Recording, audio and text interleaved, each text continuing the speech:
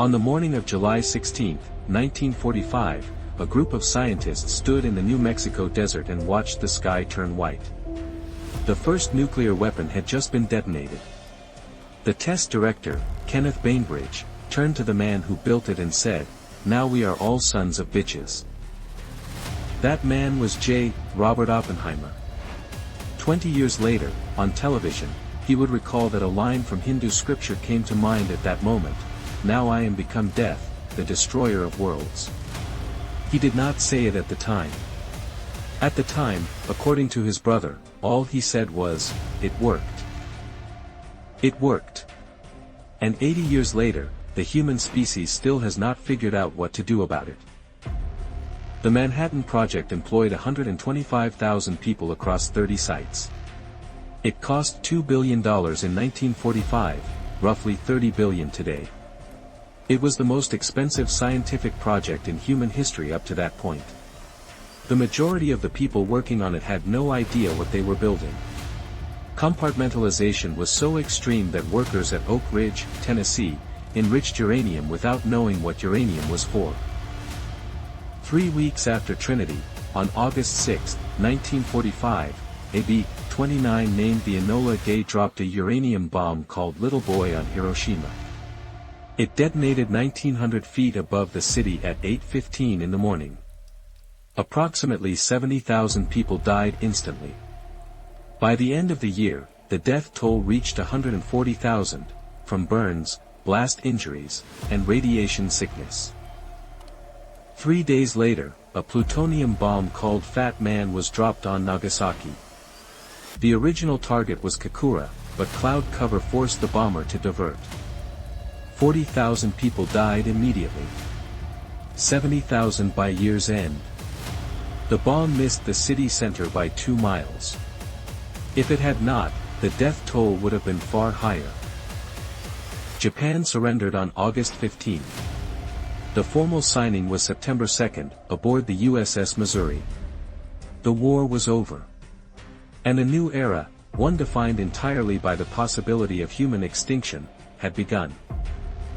Now remove the bomb. The physics is never weaponized. Oppenheimer stays a professor. The desert stays quiet. What happens? The most immediate question is Japan.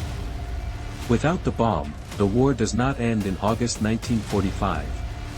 The planned invasion of Japan, Operation Downfall, goes forward. The first phase, Operation Olympic, would have landed 767,000 troops on the island of Kyushu in November 1945. The second phase, Operation Coronet, would have sent over 1 million troops to the Tokyo Plain in March 1946. Casualty estimates varied wildly. Conservative military planners predicted 40,000 American dead in the first 3 months. A study for the Secretary of War estimated up to 800,000 American deaths and 4 million total casualties. The Japanese government had mobilized 28 million civilians for homeland defense, women and children armed with sharpened bamboo. After Iwo Jima and Okinawa, where Japanese forces fought to near total annihilation, nobody expected a negotiated surrender. The invasion would have been the bloodiest battle in human history.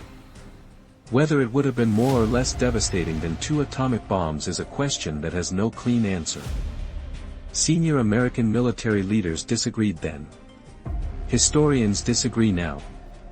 What is certain is that millions more people, Japanese and American, would have died. But the deeper question is not about 1945. It is about everything that came after. The Soviet Union tested its first nuclear weapon on August 29, 1949. They got there partly through espionage. Klaus Fuchs, a physicist at Los Alamos, passed bomb designs to Moscow. But Soviet scientists were capable. Espionage sped the program by perhaps 2 years. Without it, they would have built the bomb by the early 1950s regardless. Without nuclear weapons, there is no bomb for anyone to build. The Cold War still happens. The ideological confrontation between capitalism and communism was real and deep. But the one thing that kept it cold was the certainty that a hot war would end civilization. mutually assured destruction. The doctrine that made war between superpowers not just costly, but suicidal. Remove MAD and the calculus changes completely. The Soviet Union had an overwhelming conventional military advantage in Europe throughout the Cold War. NATO's war plans consistently assumed they could not hold Western Europe against a Soviet ground offensive without nuclear weapons. The strategy of the entire Western alliance was built on the threat of escalation to nuclear war as a deterrent. Without that deterrent, the Berlin blockade of 1948 could have become a shooting war. The Korean War could have expanded into direct US-Soviet combat. The Cuban Missile Crisis does not happen, but something worse might. Historians have argued that without nuclear deterrence, a conventional Third World War in Europe was not just possible but probable sometime in the 1950s or 1960s. The political scientist John Lewis Gaddis called the Cold War the Long Peace, the longest period without direct great power warfare in modern history. He attributed it largely to nuclear weapons. The bombs did not just end one war. They may have prevented a larger one.